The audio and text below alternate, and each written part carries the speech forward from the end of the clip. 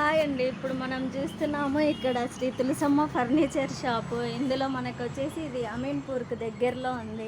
ఇక్కడ మనం చూస్తున్నట్లయితే మనకి ఇక్కడ చూడండి,